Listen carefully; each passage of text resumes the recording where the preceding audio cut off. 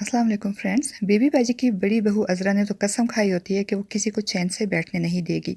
उसने रोज़ाना घर को लड़ाई का मैदान बनाया होता है। वो फ़रद के पीछे हाथ धोकर पड़ी होती है। अज़रा की सहेली भी अज़रा की तरह ही होती है, बल्कि उससे 2 हाथ आगे होती है।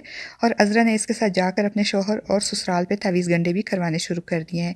और वो सफली बाबा अज़रा को दोनों हाथों से लूट रहा है और इसको रोज़ाना बुलाकर एक अंडा शौहर को खिलाने के लिए देता है और बदले में 2000 रुपये लेता है। और अज़रा अपने इस कारस्तानी पे बहुत खुश होती है। वो आमिल बाबा से बेबी बाजी के लिए भी गंडे लाती है, कभी उनके तकिए में रखती है और कभी उनके बेड के नीचे। अज़रा को फ़रद से खुदा वास्ते का बेर होता है, क्योंकि वो चाहती थी कि वासिफ़ की शादी उसकी खाला की बेटी से हो, मगर बेबी बाजी को फ़रद पसंद थी, इसलिए उन्होंने फ़रद के साथ वासिफ़ की शादी कर दी। इसलिए अब वो हर बात में फ़रद के अगेंस्ट जाती है और उससे छोटी-छोटी बातों पे लड़ती है।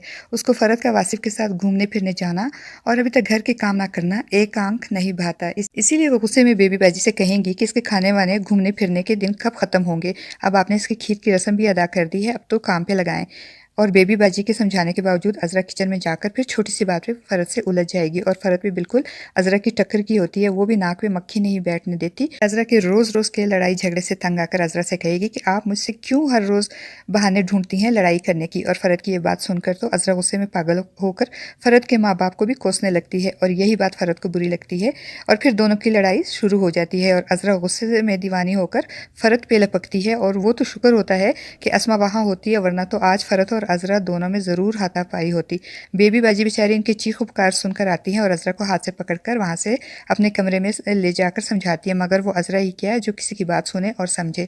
वो उल्टा बेबी बाजी को बातें सुनाती हैं। और दूसरी तरफ फ़रद भी मुँह फुलाकर अपने कमरे में जाकर वासिफ़ को फ़ोन करके कहती है कि अपने घर वालों से कहें कि अज़रा भाभी को अपनी ज़ुबान में समझाएं कि वो मेरे मुँह ना लगे, क्योंकि मैंने बहुत बर्दाश्त कर लिया है, अब मैं मज़ीद बर्दाश्त नहीं करूँगी। और वासिफ़ बेचारा, जिसकी शादी को अभी 1 माह भी नहीं हुआ, बीवी और भाभी के झगड़ों की वजह से परेशान हो जाता है। और वलीद भी इनके रोज़ के झगड़ों से परेशान होकर सुमन से कहता है कि मुझे लगता है कि फ़रद भाभी भी अज़रा भाभी की तरह ही है।